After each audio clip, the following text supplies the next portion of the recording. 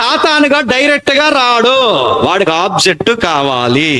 అవ్వమ్మ దగ్గరికి, ఆదాము దగ్గరికి లేదా అవ్వమ్మ దగ్గరికి వచ్చినప్పుడు ఎలా వచ్చాడు? పేరు కట్టుకుని వచ్చాడా? ఎలా వచ్చాడు చెప్పండి? సర్పం రూపంలో వచ్చాడు. అంశోని దగ్గరికి వచ్చినప్పుడు ఎలా వచ్చాడు? లీల, అదో లీల, చెప్పండి. డెలీలాలా వచ్చాడు, గుర్తుపెట్టుకో. మీరు ఎక్కడికక్కడే చూడండి.